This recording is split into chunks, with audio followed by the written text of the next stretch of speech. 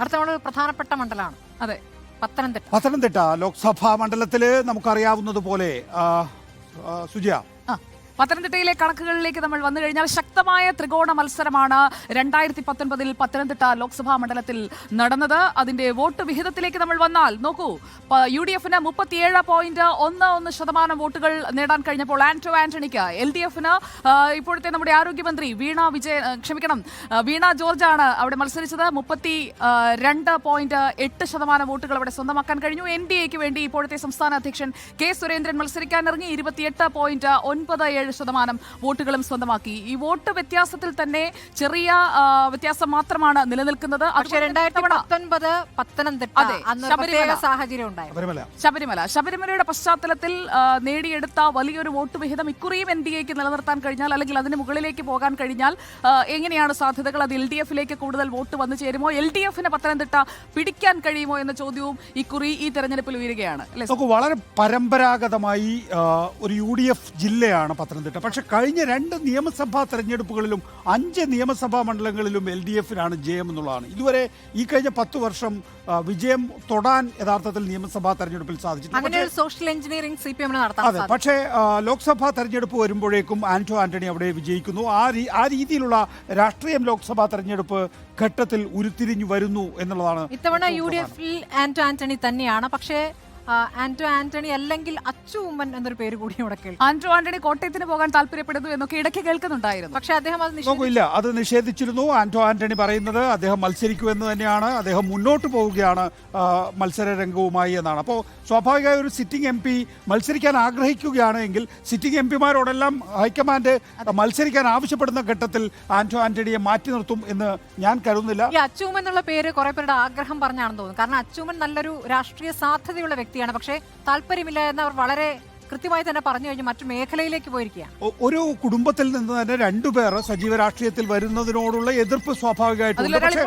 പക്ഷേ സ്വാഭാവികമായിട്ടും അച്ചു ഉമ്മൻ വരികയാണെങ്കിൽ മത്സരം ഏകപക്ഷീയമാകും എന്ന് വേണം കരുതാൻ. രാഷ്ട്രീയ സാധ്യതയുള്ള വലിയ സാധ്യതയുള്ള ആള് തന്നെയാണ് അച്ചു ഉമ്മൻ. അതേസമയം LDFിലെ ഡോക്ടർ TM തോമസ് ഐസക്കിനെയും രാജു എബ്രഹാമിനെയുമാണ് പ്രതീക്ഷിക്കുന്നത്. തോമസ് ഐസക് ആലപ്പുഴയിലാണോ പത്തനംതിട്ടയിലാണോ പത്തനംതിട്ടയുടെ ചുമതലയുള്ള അക്കാര്യത്തില് നമുക്ക് ആലപ്പുഴയിൽ ഒരു സിറ്റിംഗ് MP ഉണ്ട്. സാധാരണഗതിയിൽ ലോക്സഭയിൽ 2 തവണ ഒരു ഒരാൾക്ക് അവസരം കൊടുക്കുക എന്നുള്ളതാണ് CPMന്റെ ഒരു രീതി. അതുകൊണ്ട് തന്നെ ഇത്തവണ ഇപ്പോഴത്തെ ലോക്സഭാ MPയെ മാറ്റി നിർത്തി അവിടേക്ക് തോമസ് ഐസക്കിനെ കൊണ്ടുവരുമെന്ന് കരുതാൻ വഴിയില്ല.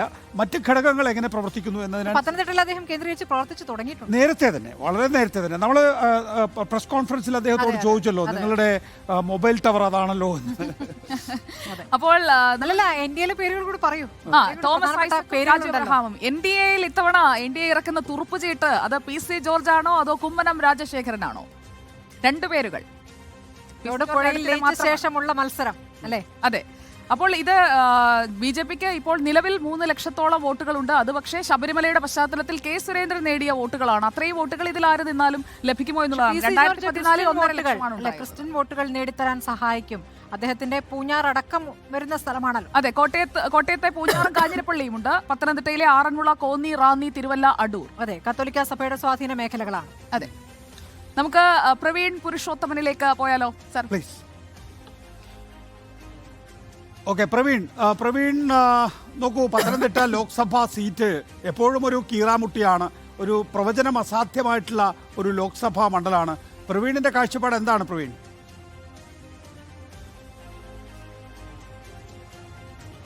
നികേഷ്, ഉമ്മൻചാണ്ടി മരിക്കുന്നതിന് മുമ്പ് ഈ ലോക്സഭാ തെരഞ്ഞെടുപ്പിൽ പത്തനംതിട്ട മണ്ഡലത്തിൽ സ്ഥാനാർത്ഥിയാവുന്നത് ചാണ്ടി ഉമ്മനായിരിക്കും എന്നൊരു ധ്വനി കോൺഗ്രസുകാർക്കിടയിൽ തന്നെ ഉണ്ടായിരുന്നു. പിന്നീട് ഉമ്മൻചാണ്ടിയുടെ മരണം സംഭവിക്കുന്നു, പുതുപ്പള്ളി ഉപതെരഞ്ഞെടുപ്പ് വരുന്നു, ചാണ്ടി ഉമ്മൻ അവിടെ വലിയ ഭൂരിപക്ഷത്തിൽ ജയിക്കുന്നു. അതോടുകൂടി ആ പേരിന്റെ സാധ്യത ഇല്ലാതായി. പിന്നീട് UDF യോഗങ്ങൾക്കിടയിലും പിന്നീട് കോൺഗ്രസുകാരുടെ യോഗങ്ങൾക്കിടയിലുമൊക്കെ അല്പനാളുകൾക്ക് മുമ്പ് ചാണ്ടി ഉമ്മന്റെ പേര് കൂടി ആ സ്ഥാനത്തേക്ക് വന്നിട്ടുണ്ട്. പൊതുവെ UDFകാർക്കിടയിൽ ഇപ്പോൾ കഴിഞ്ഞ ദിവസം ചരൽക്കുന്നിൽ വെച്ച് UDFന്റെ ഒരു ശില്പശാല നടന്നിരുന്നു. അവിടെ ആന്റോ ആന്റണിയുടെ പേര് തന്നെയാണ് ഉയർന്നു വന്നത്. മറ്റൊരു പേര് അവിടെ ഉയർന്നു വന്നില്ല. എങ്കിൽ പോലും ജില്ലയിൽ കോൺഗ്രസിലെ ചില അസ്വാരസ്യങ്ങൾ, ആന്റോ ആന്റണിക്ക് എതിരായിട്ടുള്ള ചില വികാരങ്ങൾ ഉയർന്നു വന്നിട്ടുണ്ട്. പ്രത്യേകിച്ചും പ്രാദേശിക തലത്തിലൊക്കെ മുൻ DCC പ്രസിഡന്റ് ബാബു ജോർജ് ഉൾപ്പെടെയുള്ളവരെയൊക്കെ പാർട്ടിയിൽ നിന്ന് പുറത്താക്കിയ ഒരു സാഹചര്യമുണ്ട്. അത്തരം ചില സാഹചര്യങ്ങൾ UDF പ്രവർത്തകർക്കിടയിൽ, പ്രത്യേകിച്ചും ചില കോൺഗ്രസ് പ്രവർത്തകർക്കിടയിൽ തന്നെ അസംതൃപ്തി ഉണ്ടാക്കിയിട്ടുണ്ട്. എങ്കിൽ പോലും ഒന്നാമത്തെ സാധ്യത UDF-ൽ ആന്റോ ആന്റണി MP-ക്ക് തന്നെയാണ്, സിറ്റിംഗ് MP-ക്ക് തന്നെയാണ്. ഈ ചരൽക്കുന്നിൽ നടന്ന ശില്പശാലയിലും ചെറിയാൻ ഫിലിപ്പ് ഉൾപ്പെടെയുള്ള നേതാക്കൾ അവിടെ ഉണ്ടായിരുന്നു. അവരുടെ എല്ലാം പ്രതികരണത്തിൽ നിന്ന് നമുക്ക് മനസ്സിലാക്കാൻ കഴിയുന്നത് ആന്റോ ആന്റണി MP-യുടെ ആ പേര് തന്നെയായിരിക്കും ഇക്കുറി എന്നുള്ളതാണ്. അങ്ങനെയാണെങ്കിൽ അത് ആന്റോ ആന്റണിയുടെ 4ാം ഊഴമായിരിക്കും. അതേസമയം തന്നെ അബിൻ വർക്കിയുടെയും ഒപ്പം ജില്ലയിൽ നിന്ന് തന്നെയുള്ള യൂത്ത് കോൺഗ്രസ് സംസ്ഥാന പ്രസിഡന്റ് രാഹുൽ മാങ്കുട്ടത്തിന്റെയും പേരും കോൺഗ്രസ് പ്രവർത്തകർക്കിടയിൽ ചർച്ചയായിട്ടുണ്ട്. എങ്കിലും ഇപ്പോഴത്തെ ഒരു സാഹചര്യത്തിൽ നേരത്തെ സൂചിപ്പിച്ചതുപോലെ തന്നെ ആന്റോ ആന്റണിക്ക് തന്നെയാണ് ഒരു സാധ്യതയായിട്ട് ഇപ്പോൾ മുന്നിലുള്ളത്. LDF-ന്റെ കാര്യം പറയുകയാണെങ്കിൽ CPIM കേന്ദ്ര കമ്മിറ്റി അംഗം തോമസ് ഐസക്കും ഒപ്പം റാന്നി നിയമസഭാ മണ്ഡലത്തെ 5 വട്ടം പ്രതികരിച്ച് രാജു അബ്രഹാമിന്റെ പേരുകളുമാണ് ഉയർന്നു വന്നിരിക്കുന്നത്. തോമസ് ഐസക് കഴിഞ്ഞ ഏതാനും മാസങ്ങളായി പത്തനംതിട്ട ജില്ലയിൽ വളരെ സജീവമാണ്. തിരുവല്ലയിൽ മൈഗ്രേഷൻ കോൺക്ലേവ് എന്ന പരിപാടിയുടെ മുഖ്യ സംഘാടകൻ കൂടിയായിരുന്നു അദ്ദേഹം. നമ്മൾ ഒന്നിലധികം തവണ തോമസ് ഐസകുമായി ഈ തെരഞ്ഞെടുപ്പ് സംബന്ധിച്ച് സംസാരിച്ചിരുന്നു. ഇന്നലെയും അദ്ദേഹത്തിന്റെ ഒരു പ്രസ്താവന വന്നിരുന്നു. അദ്ദേഹം പറയുന്നത് പത്തനംതിട്ട അത്ര മോശം മണ്ഡലമൊന്നും അല്ലല്ലോ, എല്ലാം പാർട്ടി തീരുമാനിക്കുമെന്നാണ് തോമസ് ഐസക് പറയുന്നത്. പക്ഷേ എവിടെ മത്സരിക്കുമെന്നുള്ള കാര്യത്തിൽ അദ്ദേഹം മനസ്സ് തുറക്കുന്നില്ല. ഒരു കാര്യം ഉറപ്പാണ്, അദ്ദേഹത്തിന് മത്സരിക്കാൻ ഏതായാലും NDA കാര്യം പറഞ്ഞില്ല പ്രവീൺ. NDA-യിൽ ഇപ്പോൾ 2 പേരുകൾ PC ജോർജും കുമ്മനം രാജശേഖരനുമാണ്. PC ജോർജിന്റെ കാര്യം ഈ പത്തനംതിട്ട ലോക്സഭാ മണ്ഡലത്തിലെ പൂഞ്ഞാർ, കാഞ്ഞിരപ്പള്ളി തുടങ്ങിയ മേഖലകളിൽ അദ്ദേഹത്തിന് കൂടുതൽ വോട്ട് കിട്ടുമെന്നൊരു പ്രതീക്ഷ NDA നേതൃത്വത്തിനുണ്ട്.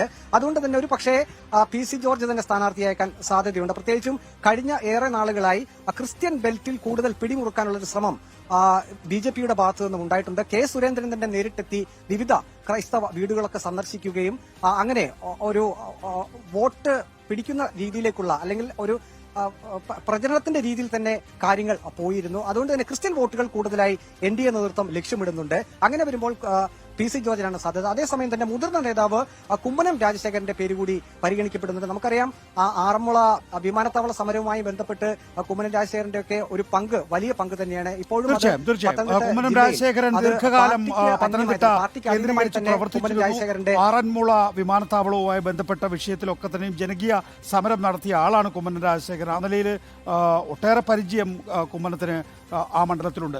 ഷീജിത്ത് നമ്മോടൊപ്പം ഉണ്ട്. ഷീജിത്ത്, കഴിഞ്ഞ തവണ BJP-ക്ക് കിട്ടിയിട്ടുള്ള വോട്ടുകൾ അത് നേരത്തെ ആരുടെ വോട്ടുകളായിരുന്നു? അത് ഇത്തവണ തിരികെ പോകുമോ? അങ്ങനെ പോവുകയാണ് എങ്കിൽ ആരുടെ പെട്ടിയിലാണ് വോട്ട് കൂടുക? അതല്ല BJP-ക്ക് അവിടെ സ്വതന്ത്രമായ മറ്റ് സാധ്യതകൾ?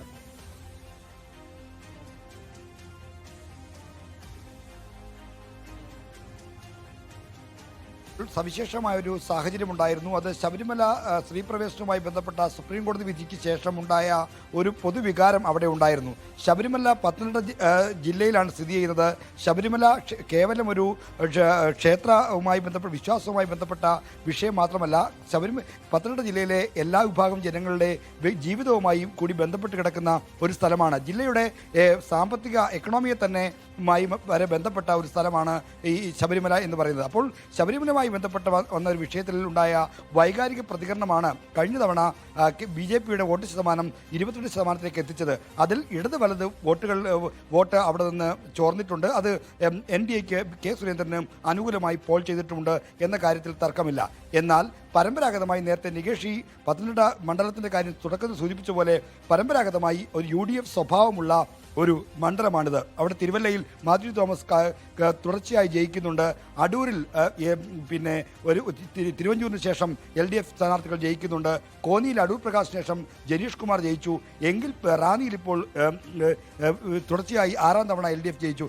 എങ്കിൽ പോലും ഈ പത്തനംതിട്ട ജില്ല എന്നെടുത്താൽ അതൊരു UDF സ്വഭാവമുള്ള ഒരു സ്ഥലമാണ്. കുറച്ച് മാറ്റങ്ങൾ വരുന്നുണ്ടാവും. കോട്ടയം ജില്ലയിലേക്ക് കടന്നാൽ ക്രൈസ്തവ ഭൂരിപക്ഷമുള്ള ആ മണ്ഡലങ്ങളാണ് അവിടെ ഉള്ളത്. പൂഞ്ഞാർ അടക്കമുള്ള മുസ്ലിം വിഭാഗത്തിന് നിർണായക സ്വാധീനമുള്ള മണ്ഡലമാണ് ഈരാറ്റുപേട്ട അടങ്ങുന്ന പൂഞ്ഞാർ മണ്ഡലം. അപ്പോൾ അത്തരം സ്ഥലങ്ങളിൽ ഒക്കെ ഈ UDF സ്വഭാവമുള്ള മണ്ഡലമായിരുന്നു. അതാണ് സഭയിലേക്കുള്ള സ്വാധീനം കൂടി കണക്കിലെടുത്തുകൊണ്ട് ഗോവ ഗവർണർ ശ്രീധരൻ പിള്ളയെ പരിഗണിക്കുന്ന ഒരു വാർത്ത കൂടി കേൾക്കുന്നുണ്ട്. അത് കേട്ടിരുന്നോ ശ്രീധരൻ എനിക്കറിയില്ല. ഈ സഭയുമായി നല്ല ബന്ധമാണല്ലോ. അദ്ദേഹം ഈ സഭയിലെ തർക്കം പരിഹരിക്കാനൊക്കെ ഒരു ഘട്ടം വരെ ഇടപെടുകയും അതിൽ ദയനീയമായി പരാജയപ്പെട്ടു എന്ന് അദ്ദേഹം പരസ്യമായി പറയുകയൊക്കെ ചെയ്താണ്. പക്ഷേ BJP-യിലെ ഒരു എന്താ പറയുക, സൗമ്യ സ്വഭാവത്തോടു കൂടി പ്രതികരിക്കുന്ന ഒരു നേതാവ് അവിടെ അദ്ദേഹത്തിന് സ്വാധീനമുള്ള സ്ഥലം കൂടിയാണെന്ന് കേൾക്കുന്നു. ആ പേര് കേട്ടിരുന്നു. ശ്രീധരൻപിള്ള പത്തനംതിട്ട ജില്ലയ്ക്ക് തൊട്ടടുത്തുള്ള ചെങ്ങന്നൂർ വെൺമണി സ്വദേശിയാണ്. അത്തരത്തിൽ അദ്ദേഹത്തിന് ജില്ലയിൽ വ്യക്തിബന്ധങ്ങളും ഉണ്ടാകും. ഈ ക്രൈസ്തവ സഭകളുടെ ഈ തർക്കത്തിൽ മധ്യസ്ഥതയ്ക്ക് അപ്പുറത്തേക്ക് വ്യക്തിബന്ധങ്ങളുമുള്ള ആളാണ്. എന്നാൽ ശ്രീധരൻപിള്ളയുടെ സ്ഥാനാർത്ഥിത്വം അവിടെ കുമ്മനത്തിന് പിന്നിലായി മാത്രമേ പറയുന്നുള്ളൂ. കുമ്മനമാണ് അവിടെ ഏറ്റവും പ്രധാനമായും ശക്തമായും NDA സ്ഥാനാർത്ഥിയായി വരാൻ സാധ്യതയായി ഏറ്റവും ശക്തമായി പറഞ്ഞു കേൾക്കുന്നത്. ഇവിടുത്തെ ഒരു പ്രധാനപ്പെട്ട പ്രശ്നം ഈ കഴിഞ്ഞ തവണത്തെ വോട്ട് ശതമാനം കണ്ട് ആരും ഈ പത്തനംതിട്ടയിലേക്ക് വന്നിട്ട് NDAയിൽ നിന്ന് വന്നിട്ട് കാര്യമുണ്ടെന്ന് എനിക്ക് തോന്നുന്നില്ല. കാരണം കഴിഞ്ഞ തവണ ഒരു പ്രത്യേക സാഹചര്യത്തിലുണ്ടായ ഒരു വൈകാരിക വിസ്ഫോടനം എന്ന് പറയാവുന്ന സ്ഥിതിയാണ് അവിടെ ഉണ്ടായിരുന്നത്. ഒരു കാര്യം കൂടി. അതായത് ശ്രീജിത്ത്, ഒരു ഘട്ടത്തിൽ കെ സുരേന്ദ്രൻ തന്നെ പത്തനംതിട്ടയിൽ മത്സരിക്കുന്നുണ്ടെങ്കിൽ പത്തനംതിട്ട എന്ന നിലപാട് എടുത്തിട്ടുണ്ടായിരുന്നു. എന്നുവെച്ചാൽ കഴിഞ്ഞ തവണ കിട്ടിയ വോട്ടുകൾ കെ സുരേന്ദ്രന്റെ പോക്കറ്റിലുണ്ട്.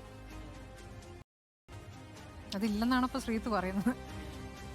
അങ്ങനെ ഈ ബി ജെ പിക്ക് ലഭിക്കുന്ന വോട്ടുകൾ കൃത്യമായ ഒരു സംഘപരിവാർ വോട്ട് ബാങ്കായി നമുക്കതിനെ കാണാൻ കഴിയില്ല. വൈകാരികമായി ചിന്തിക്കുന്ന അല്ലെങ്കിൽ ചില പ്രശ്നങ്ങളോട് വൈകാരികമായി സമീപിക്കുന്ന ആളുകളുടെ ഒരു വോട്ടൊഴുക്ക് ചില ഘട്ടങ്ങളിൽ BJPയുടെ പെട്ടിയിലേക്ക് വരാറുണ്ട്. എന്നാൽ അതിനപ്പുറത്തേക്ക് BJP മനസ്സ് ഉള്ള ആളുകളുടെ വോട്ട് CPM വിരോധത്തിൽ കൂടുതൽ അവർക്ക് അവരുടെ ശത്രുവിനെ തോൽപ്പിക്കാൻ കഴിയുന്ന ആളുകൾക്ക് പോകുന്ന സ്ഥിതിയും ഉണ്ടായിട്ടുണ്ട്. 2019 ലോക്സഭാ തെരഞ്ഞെടുപ്പിൻ്റെ ഫലമെടുത്ത് പരിശോധിച്ചാൽ അത് വളരെ എവിഡൻ്റ് ആണ്. കാരണം ആരെയാണോ ഈ ശബരിമല സ്ത്രീ പ്രവേശന വിധിയുമായി ബന്ധപ്പെട്ട് ഏറ്റവും കൂടുതൽ വിശ്വാസികൾ എതിർത്തത് അവരെ തോൽപ്പിക്കാൻ ഉതകുന്ന തരത്തിൽ, എന്നാൽ BJPക്ക് അതിന് നേട്ടം ഈ സുവർണാവസരമെന്ന് ശ്രീധരൻപിള്ള വിശേഷിപ്പിച്ച അവസരത്തിൽ പോലും ഉണ്ടായില്ല എന്നത് കാര്യം നമുക്ക് ചൂണ്ടിക്കാണിക്കാം. വിശദാംശങ്ങൾ